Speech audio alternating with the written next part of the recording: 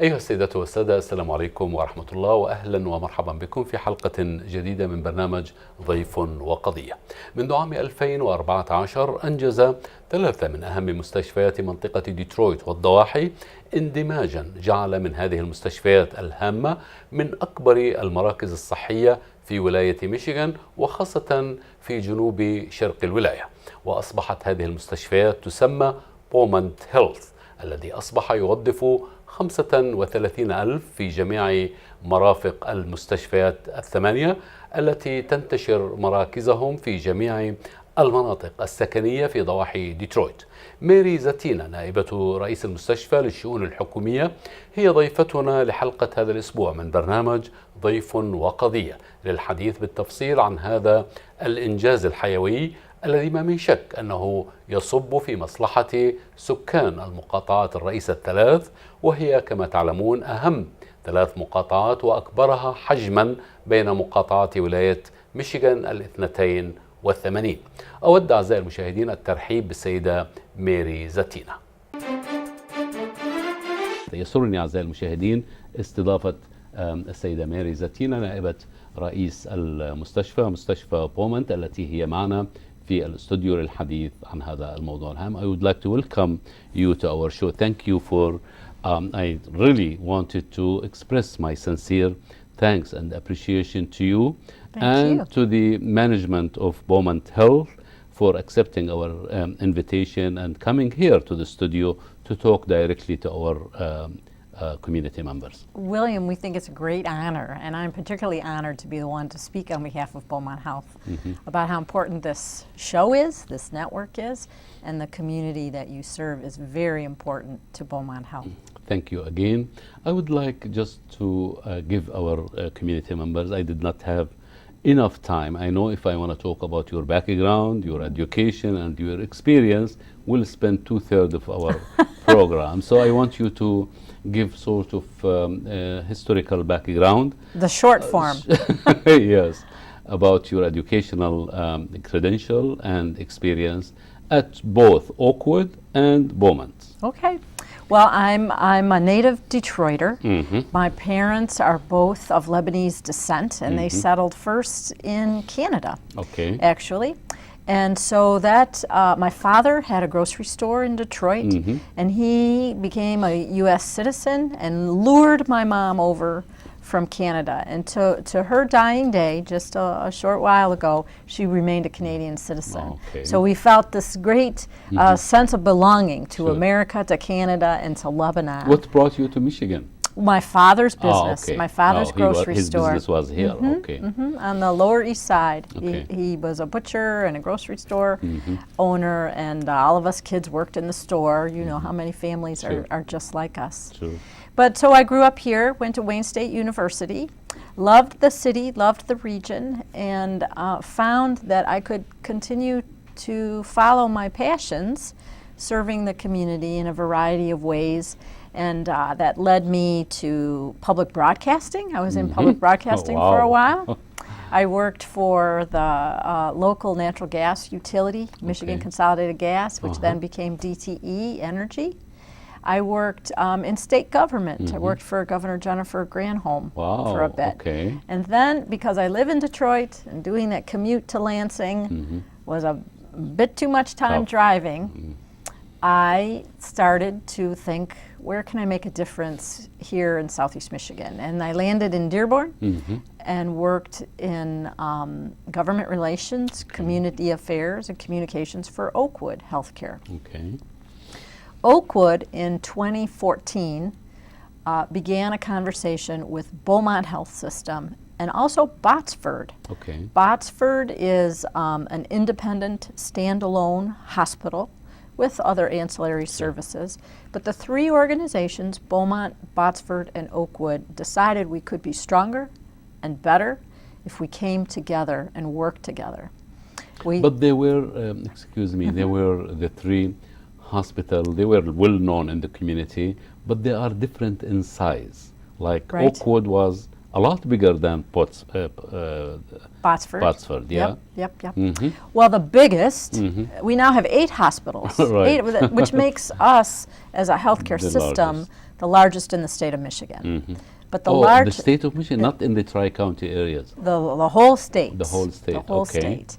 And the 8 hospitals, that's Taylor, Trenton, Dearborn, Wayne, Farmington Hills, Royal Oak, Troy, and Grosse Pointe. Okay, The largest of the 8 is Royal Oak. okay, The second largest is Dearborn. okay.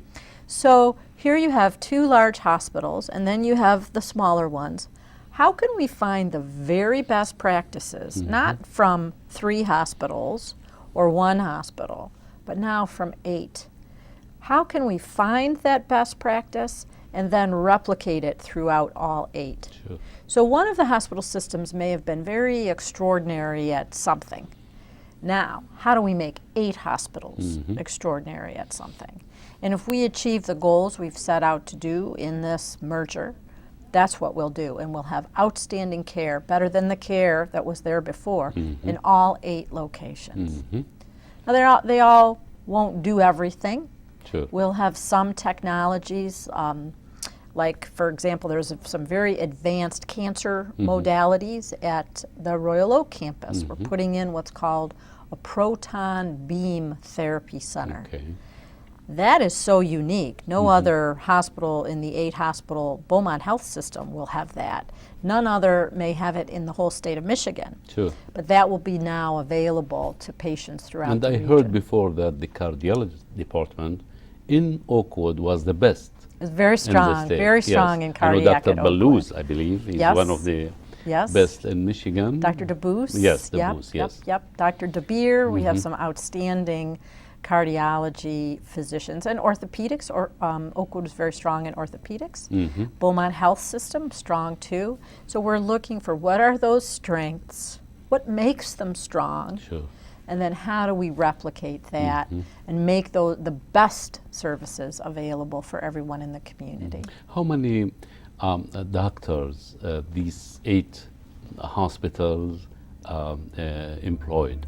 5,000 physicians. Wow. Now, they're not all employed. Physicians can choose to be affiliated with us Okay. and still be in private practice. Okay. So the private practice physicians are saying, I want my patients to come to your hospital. Okay. I'll be on your medical staff, but I'm going to run my own physician office. Okay. And we also employ physicians too. So they usually utilize the equipment, the rooms, and the Yes, everything. yes, But yes. they go there and they operate or do whatever Right, the necessary right. services they provide. And to be on the medical staff of a Beaumont Health hospital, you have to be credentialed. Sure. And so the physicians establish criteria under which doctors can practice here, and they very closely guard that and make sure everyone stays at the top of their game, stays current in their educational requirements in order to be affiliated with that hospital.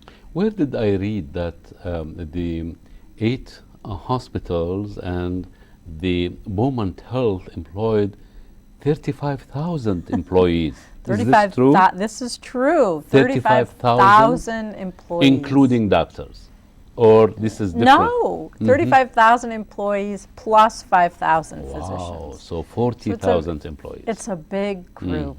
It's a big group of people, and we're very diverse. That's what I would really love your viewers to know, that when they come into a Beaumont hospital, they will see people who speak their language, who dress as they dress, who understand religious needs and preferences. And 35,000 individuals will be there caring for them, because these are people go into healthcare because they want to help people. Sure. And we're working to make sure that desire to help is very obvious when you come into a Beaumont Health Hospital. And also, let me ask you this, Mary. Since that merger, if you will, or integration with the 3 major hospitals in Michigan, What difference does it make from 214 up to now? What are the accomplishments? Well, obviously there are financial savings. When you don't need to have 3 of me, you can only have 1 and save some money. So we are nonprofit organizations, and this is, people giggle when they hear nonprofit because we are a $4 billion nonprofit organization. So really, truly, how it is nonprofit organization when you have capital of what? $4 billion. You said the magic word, capital. So in healthcare, the finances are really tight, even though you have $4 million coming into your organization. We may make a penny or 2 pennies more from every dollar than it costs to deliver the healthcare services to you. Okay. So what do we do with that 2 pennies? Well, if we were a for-profit entity, and there are for-profit hospitals, there are for-profit hospitals right in our community, then those 2 cents go back to shareholders who may not even be located in this region. But that 2 cents extra, in our case, because we're a nonprofit, that's what gets pumped into being the capital improvements at the hospital. Okay. So you asked what's new and what's different since we've merged. Well, on the campus of our Farmington Hills Hospital, they're building a huge new tower, $150 million project to upgrade and add facilities and space to that hospital. In our Royal Oak campus, I just mentioned the Proton Beam Therapy Center. That is a multi-million-dollar project as well. Another thing that's taking a lot of that capital, but it's allowing us to give better patient care, is you've heard the term electronic medical record, or EMR, as we and it's healthcare people say. Applied to all hospitals now. I know Oakwood, they started it maybe 2.5, 3 years ago. Yes, but now what's better is instead of being able to share something maybe within the 3 hospital system or the 4 hospital system, now the records can be shared and elevated among all 8 hospitals, and the proper mechanisms are in place. So God forbid you have an injury in another state, we have the mechanisms to get your health care records wherever you need them to go. So that's been another huge capital investment, but we've taken those financial savings by coming together and made our business better and made our service better and made our care better for the men and women and children who come to us. This is truly great accomplishment for the benefit ultimately of the Arab American, Chaldean, and the mainstream in the state of Michigan. Who's your competitors? Well, can we little bit talk about the major hospitals in the state of Michigan that compete, and competition is the name of the game in the American society. Instead of having the patient or their family go to Mayo Clinic or to any other reputable hospital in the United States, they have it here in their neighborhood. Well, I'll tell you, I hear stories of maybe executives who take these trips and like almost a spa weekend to get all their health care taken care of at the Mayo Clinic or somewhere else. There is not a single reason for folks like us to leave metropolitan Detroit to get outstanding health care. And they'll get it from Beaumont Health, and they'll get it from other large, strong systems that are in this region. So we really are fortunate to have good healthcare alternatives right in our backyard. The challenge for we hospitals is to keep you out, keep you healthy before you get sick and need to come into the hospital. Now, mind you, we are proud as can be to be there for you when you need us. But the next frontier is how do we get people healthier, moving, not smoking, doing those behaviors that keep you from getting sick in the first place, if you can. Is this part of the so-called social responsibility, or this is something different? Well, we talked about nonprofit versus for-profit. Our mission is to serve the community. Our mission is not to get as many procedures done as we possibly can. We exist to keep the population healthy and well. And we know we're not all going to live forever, but we want to make your quality of life as vibrant and good as it can possibly be. So we nonprofit hospitals do a lot of things we don't need to do in the form of what we would call community health that simply benefit the community, make them more aware of how to manage their diabetes, how to recognize the symptoms of heart trouble. You know, the symptoms of heart trouble could be very different from a man to a woman. We do educational things that as a nonprofit, we want to do, we can do. That's part of our community service. I would like to ask you, you mentioned something that you use a preventive measure in order to avoid having people, especially with high risk, to have operation or to have complication at the end of the day.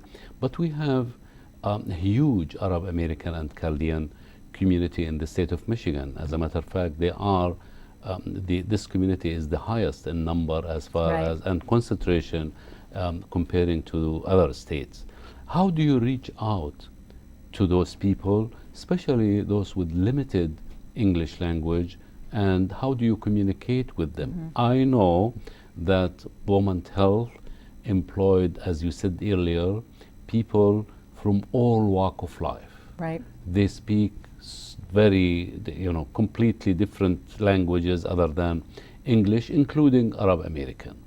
How do you reach out? I know that the doctors and pharmacists and engineers, so many of them don't speak the language. Well, this is a very important aspect of our service to the community, the language aspect. We have dozens and dozens of different languages that are presented to our clinicians in the hospital. So we have a very robust department of professionals that do medical translation. And this is very important and kind of subtle. Some people will come in, let's say a 50-year-old mom comes with her child. And the mom says, my child can translate for me. My English is not so good. First, we have to have very good listening ears to make sure the mom needs a little assistance, because people will say, I understand, and nod their head. But when it's your health, it's so important. So we listen very closely to see if maybe a little help is needed. And then they say, well, my son can translate for me, or my daughter can translate for me. But the medical terminology is so precise in our industry that we have a whole department of people who will be called in to do the medical interpretation. And sometimes that mom doesn't want her son or daughter to know about health concerns that her physician may tell her. So we insist on having language services available to help Arabic-speaking people and many dozens of other languages, and that medical interpretation happens right in the hospital. And are there any measures of success or lack of it at the end of the day about this program, how effective they are? And I'm sure that in the American system, they always try to improve, and they always like to monitor any new program into whether it's in a hospital or department or wherever. In the work we do as healthcare professionals, our ultimate measures are about quality and safety of the treatment. Did we do the right thing? Was the patient safe? So we are going to look at those statistics for English language speaking patients as well as all patients. But then we may know today we did medical interpretation for 40 families. Now we can start to look at data. Are the outcomes equal for those for whom English was not their primary language as for these people who needed medical interpretation? because that's supposed to level the playing field Sure. so that there's no greater likelihood that you'll understand your discharge instructions if you're an English speaker than from a non-English speaker. Because hospitals now have to make sure when we discharge you, you understand your medications, you understand the warning signs Sure. of when you should come back to the hospital because something's not right. Might be swelling. Mm-hmm. I heard about a great program, with heart patients. The goal is your heart has to be strong enough to pump the fluid out of your body. Sure. And people can't always tell when they're retaining fluid. Mm-hmm. So some of the instructions might be put on your best pair of shoes, not the comfortable shoes you wear around the house, but every The morning hardest, yes. put on your fancy shoes Mm-hmm.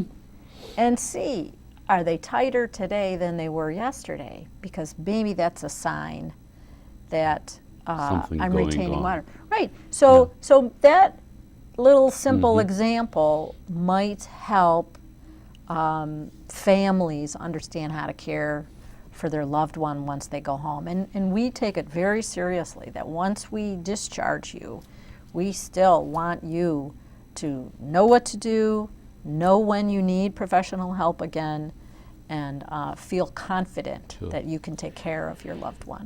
I would like to ask you about the challenges other than languages, whether it's Arabic or Spanish or any other language. But before that, I would like to, before I forget, I tend to forget a lot, to ask you about the issue of mental health in these hospitals. I know that even companies like Ford Motor Companies, Chryslers, and major companies in the United States, they hire social workers, psychiatrists, social psychologists to provide counseling to their employees.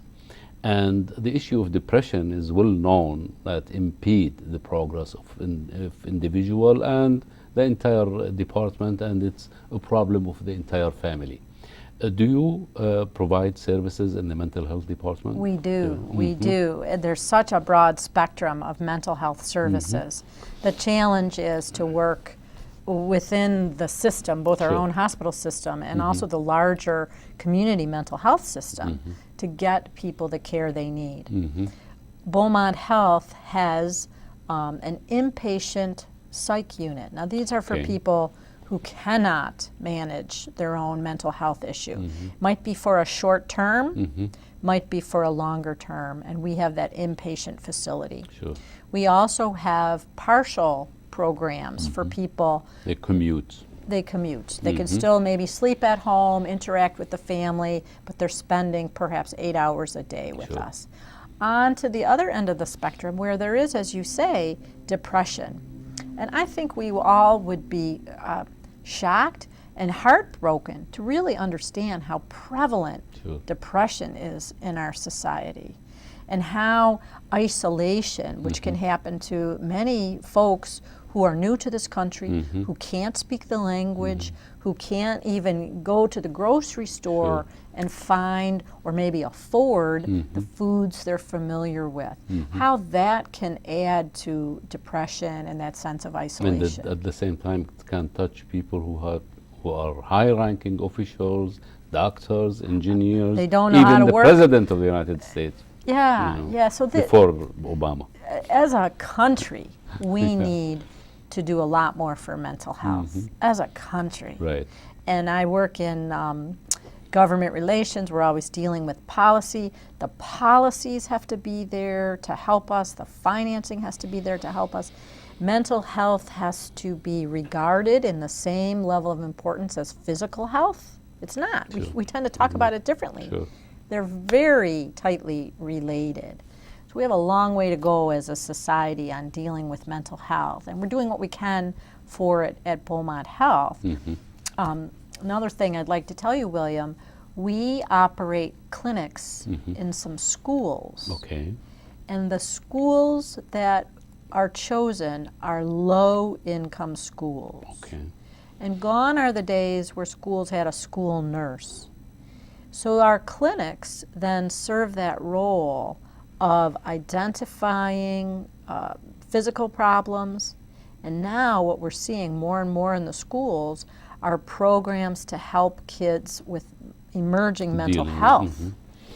We just actually won a grant from the American Psychiatry Association Foundation for our professionals to train teachers to recognize the very early signs of mental health problems in children. Because if you don't get it there, get and fix it and address the problem at an early age, these are the children who may be more prone to suicide or may be prone to acting out and bad behaviors.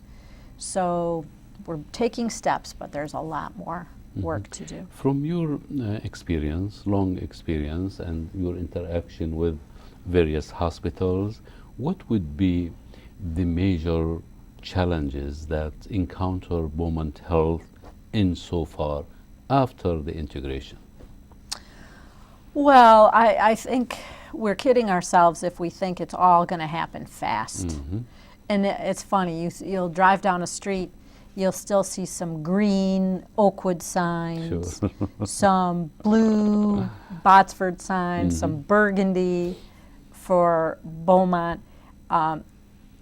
As the visual signs of us coming together begin to change, and we have a new blue logo and a new look, those are signs that the deeper changes are happening as well. It's taking place now. It's taking place. But I think it's really, doing what we say we're going to do and find those best practices, work as a system, figure out how to make sure a patient in Trenton, Michigan gets to the very best care that might now be in Troy. And we work to make the best features of the larger system happen everywhere. I was told, Mary, I don't know to what extent this information is accurate, that state of Michigan in the year 2020 there will be in need of 250,000 doctors, MDs, and 200,000 nurses, registered nurse and LPN and assistant nurse. What is the process of hiring? I know that you have advertisement all over the media and the newspapers and what have you. Well, I can't verify those exact numbers, but we do need more physicians and we do need more nurses. And there's also a new term, mid-level providers. You'll hear that term, mid-level provider. Yeah, they are not LPN and not registered nurse. Right, they might be a nurse practitioner. I was they told might that be a physician assistant. Right, but they are more important than the physician assistant, right? You're not going to get me to say that. They have a major with role all your physicians in watching. the hospitals. They do have a major role, and they augment the ability of the physician and the nurse to be everywhere. Now we are doing some things to make sure there's an excellent pipeline of physicians and nurses. Beaumont Health has partnerships with Michigan State Osteopathic School of Medicine, Wayne State Medicine, Medical School, and also we have created our own medical school with Oakland University. It's called the Oakland University William Beaumont School of Medicine. So we have a lot of educational opportunities to train the next generation of physicians here in Michigan. It's something Michigan is particularly good at. I think we're number 7th in the country for training the next generation of physicians. And Beaumont is well known, or used to be, a teaching hospital, right? Yes. Still. Yes. And Oakwood? Yes. All 8 of our hospitals are teaching hospitals. Really? Now let's talk about what that means, because some people say, I don't want anyone experimenting on me or learning on me. Yes. Teaching hospitals are places where physicians who have been through their training come and learn from the best doctors. And after they pass their exams, the 2-part Yes, after you pass your exam and you're a resident, our state requires you to do residency programs where you're still operating under the supervision of a long-time established physician until you can fly on your own. So, you think about parents who are explaining to their children, the children say, why is it this way? Why is it that? Why? When you're in a teaching environment, these young students who are learning medicine are grilling their teachers. So you tend to have the physicians who are the best of the best. They have to stay current. They have to know every variation of a condition and how it might manifest itself in Middle Eastern skin tone or African American skin tone. So these teaching conversations elevate the quality of the medicine. And then what happens, and we're proud of this, so many physicians, or so many students who want to be a physician will come to one of the fine Michigan schools of medicine, and then they fall in love, and they stay, and they raise a family. So we end up being able to have our choice of the best graduates coming out of these medical schools because they want to stay in Even Michigan. those MDs that study in the university, in U.S. universities and educational institutions, have to pass the test Absolutely. in 2 parts? Absolutely. Really? Yes. What would be the minimum grade for Beaumont, for example, for your hospital, to be admitted in the teaching hospital as a resident? Oh, we have to get you 92, another smarter 93. guest than me to answer that question. You should talk to one of the medical school deans. I don't know that. I know maybe in the 90s. Before 5-6 years ago, it was in the 80s because of the lack of the required number of MDs. But now the competition is very high. Competition is high, and we're not lowering our standards just to get people in the pipeline. Yes. We're also very particular about having people who have the right psychological makeup. You really need to want to take care of people. Sure. So these are the brightest kids. You have to be social worker. We love social workers. So, but people come into healthcare because they want to help others. Yes. And those are the people we want. They have to exhibit compassion, respect, and the intelligence to know how to do everything well. Maybe in the future, I know time is running out and the producer is waving to me. It's very enjoyable conversation with you. Maybe in the future, we will appropriate 1 hour to talk about Middle Eastern professional in hospitals and various comparing to the mainstream as far as the categories that you just mentions: character, empathy, their involvement. Language is really, sometimes before I used to go to a hospital to visit a friend, and I see family trying to communicate with a certain doctor, and they have issues with the language. Yeah, so they I raise don't want to their mention voice. Chinese or Korean doctors or, but there are, issues like this. But I would love to talk to you. Maybe you can invite. We'll fill up these chairs with other Middle Eastern clinicians who will tell you their stories. Yes. What do you like to say to conclude this program to our community members to come and experience the hospitality, the good, excellent, I would say, health care at Beaumont Health? I would like to say that we exist to serve you. It's very important to us that you not need us all the time. We want you to be healthy. We want you to enjoy your children, your grandchildren, and live a vibrant life. But there are going to be times in your life when you're sick or when you want to deliver a baby. And then we want you to know that we will give you the very best care we possibly can.